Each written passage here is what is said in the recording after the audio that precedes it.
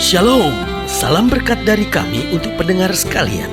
Saat ini pendengar akan diberkati dengan program Hari Ini Harinya Tuhan bagian yang ke-8. Sebuah program rohani tentang doktrin Alkitab yang menolong kita untuk semakin tertanam dalam kebenaran firman dan bertumbuh dalam kemuliaan. Bersama hambanya, Pendeta Gilbert Lumwendo, STH.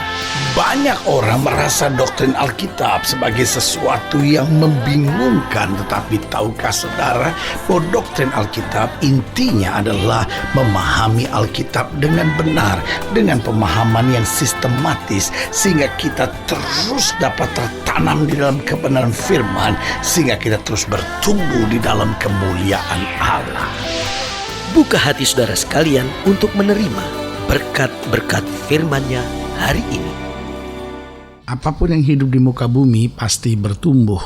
Kalau sudah lihat binatang, sudah lihat tumbuh-tumbuhan, sudah lihat manusia, apapun yang hidup, apapun yang dapat disebut sebagai makhluk hidup, pasti bertumbuh dari kecil menjadi besar, dari muda menjadi tua. Nah, kalau tidak bertumbuh lagi, biasanya karena sudah mati. Pohon yang sudah mati akan tumbang, binatang-binatang yang sudah mati harus dikubur, manusia mati pun harus dikubur, karena sudah tidak ada pertumbuhan, tidak ada perkembangannya lagi.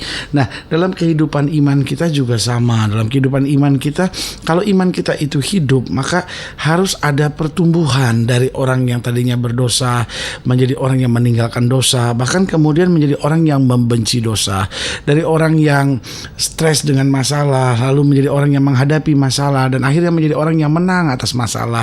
Dari orang yang tadinya jauh dari Tuhan mulai mendekat kepada Tuhan dan akhirnya hidup di dalam Tuhan. Nah, ini yang namanya pertumbuhan. Nah, persoalannya seringkali ada banyak orang hidupnya begitu-begitu saja.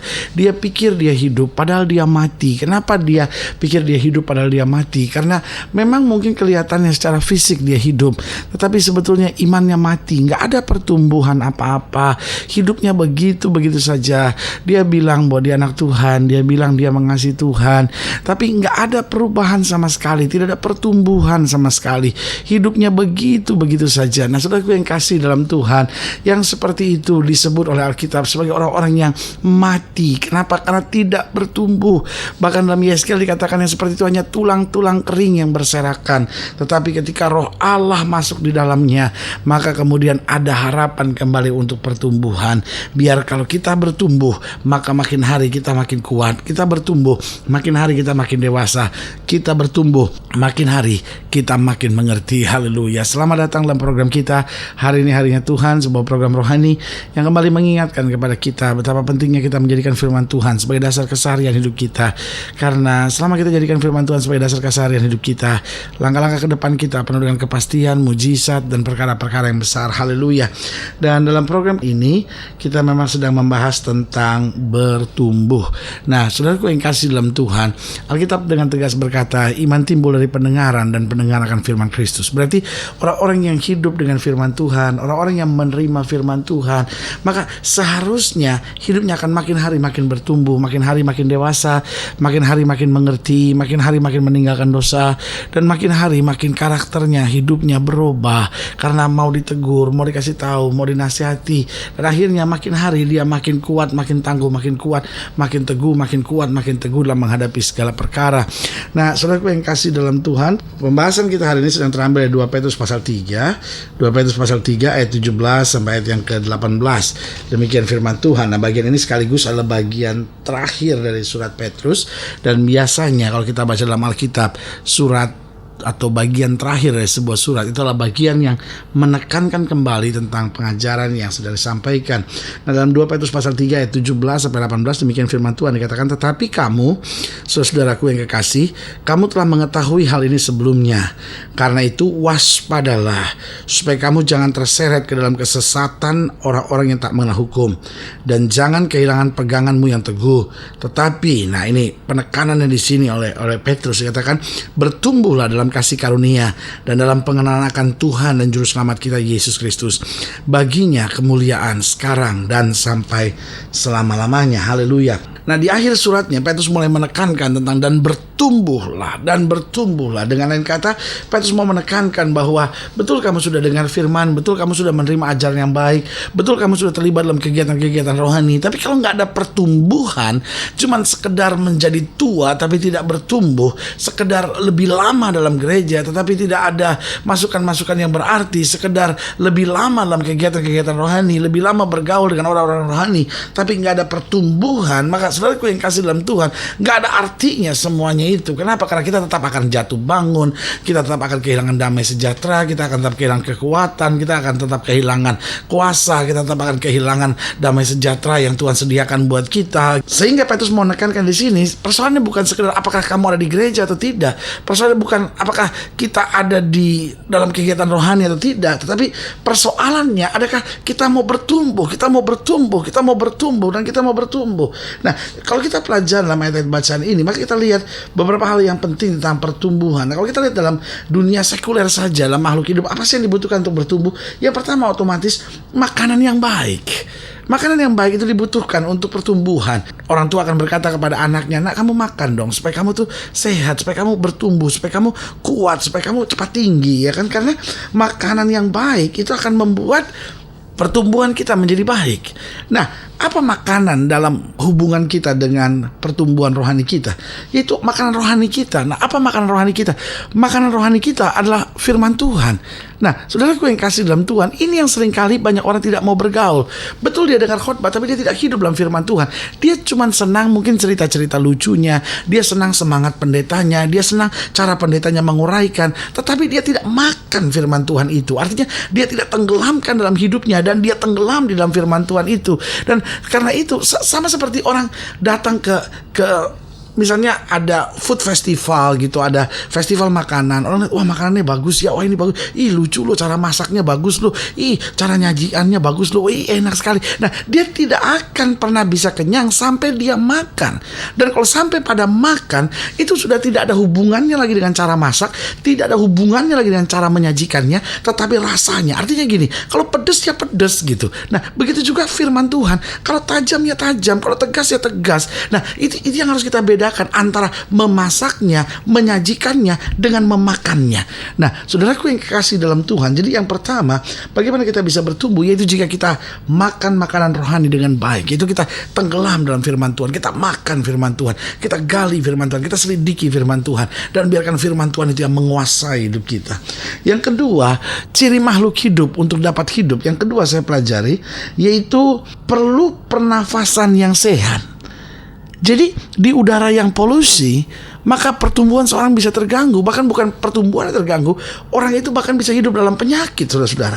Nah, apa pernafasan kita yang sehat di dalam konteks pertumbuhan iman kita? Yaitu doa. Karena doa adalah nafas kita dengan Allah. Jadi waktu seorang mengenal kebenaran, waktu seorang hidup di dalam Kristus, maka dia punya nafas rohani. Dan nafas rohaninya adalah doa. Nah, ada banyak orang, dia doa cuman doa makan misalnya, doa tidur misalnya, doa bangun pagi. Tetapi doa di sini bukan sekedar saya memulai sesuatu dengan Tuhan, tetapi doa di sini setelah saya memulai segala sesuatu dengan Tuhan, saya berjalan dengan segala perkara dengan Tuhan. Artinya waktu saya ada masalah apapun atau ada apapun yang saya mau ceritakan sama Tuhan, saya cerita sama Tuhan. Nah, inilah doa. Ada banyak orang doa hanya menjadi sesuatu yang formalitas saja. Tetapi waktu kita mulai bergaul dengan Tuhan dalam doa, kita nyampaikan keluhan-keluhan kita dalam doa. Nah, disitulah pernafasan kita sehat. Kita makan makanan rohani dengan baik, nafas dengan sehat, firman Allah betul, doa betul. Nah, yang ketiga, ciri makhluk hidup yang ketiga yaitu dia harus punya perawatan. Ya kan, dia dirawat, ya kan, karena kalau tidak dirawat seperti tanaman dirawat, binatang dirawat, manusia dirawat, ya kan, maka nggak akan bisa bertumbuh dengan baik. Nah, bagaimana perawatan yang baik dalam pertumbuhan rohani? Yaitu tertanam di dalam gereja. Ada banyak orang cuma senang ngikutin pendeta-pendeta tertentu yang menurut dia menyenangkan, tetapi dia tidak tertanam di dalam gereja. Artinya tidak tertanam di gereja lokal di mana dia terdidik, di mana dia bergaul, di mana dia punya rekan-rekan rohani, di mana dia punya tanggung jawab sendiri karena dia tertanam di gereja lokal tersebut gitu. Sehingga dia tidak mau terawat. Pokoknya kalau tersinggung sedikit pindah gereja, tersinggung sedikit pindah gereja, masalah sedikit pindah gereja. Jadi dia nggak pernah tahu apa artinya proses, dia nggak pernah tahu apa artinya pembentukan. Saudara, dimanapun saudara bergereja, pasti ada masalah. Saudara-saudara yang sedang berencana untuk pindah gereja, sebagai hamba Allah saya hanya mau ingatkan, jangan. Karena di setiap gereja manapun selalu ada masalah. Selalu saudara bisa tersinggung, selalu bisa saja menghadapi friksi, bisa saja menghadapi masalah. Tetapi justru sebagai hamba Allah saya mau ingatkan buat saudara, itu semua adalah perawatan yang baik, di mana kita terdidik untuk makin hari makin bertumbuh. Dan yang keempat, bagaimana ciri makhluk hidup yang hidup. Yang keempat yaitu harus memiliki lingkungan yang baik, lingkungan yang aman. Nah, begitu juga dalam pertumbuhan rohani, kita perlu lingkungan kita benar, yaitu apa? Pergaulan kita. Karena kitab dengan tegas berkata pergaulan yang buruk menghancurkan kebiasaan yang baik. Tapi kalau kita memiliki pergaulan yang baik, maka kita akan melihat hal-hal yang baik dalam kehidupan kita. Saudara gue yang kasih dalam Tuhan, berarti setiap kita harus bertumbuh. Di tengah tantangan, di tengah masalah, kita harus bertumbuh. Di tengah tanggung jawab yang semakin berat, di tengah hidup yang makin hari makin sulit untuk dijalani, masing-masing kita harus tetap bertumbuh. Melalui apa kita bertumbuh? Lewat firman. Bahwa kita belajar firman, kita makan firman, dan firman itu menguatkan kita. Lewat apa? Lewat doa kita, di mana kita bergaul karib dengan Tuhan. Lewat apa? Lewat tertanam di dalam gereja lokal, sehingga kita diproses, dibentuk, dan dijadikan indah di hadapan Tuhan. Dan juga lewat apa? Lewat pergaulan kita. Karena pergaulan yang buruk menghancurkan kebiasaan yang baik. Jangan bersembunyi di balik kalimat, loh tapi kan itu orang Kristen semua. No, ini is not about religion, tapi ini persoalan prinsip. Karena pergaulan yang baik, yang pertama, membuat kita mampu meninggalkan kebiasaan-kebiasaan buruk. Yang kedua, pergaulan yang baik membuat kita makin dekat sama Tuhan. Dan yang ketiga, pergaulan yang baik menuntun kita memiliki prinsip-prinsip hidup yang baik.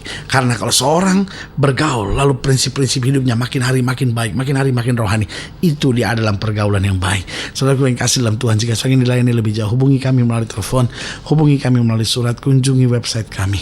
Karena kami ada untuk membawa Bapak Ibu sudah senantiasa lebih dekat pada Tuhan dan mengalami kasih kuasa mujizat yang luar biasa. Haleluya. Secara khusus melalui program ini juga saya akan berdoa buat setiap saudara yang sakit, setiap saudara yang berbeban berat, karena saya percaya bahwa bagi Allah tidak ada perkara yang mustahil. Saudara yang ingin didoakan secara khusus, saudara boleh taruh tangan kanan saudara di dada dan kita akan berdoa. Mari kita berdoa.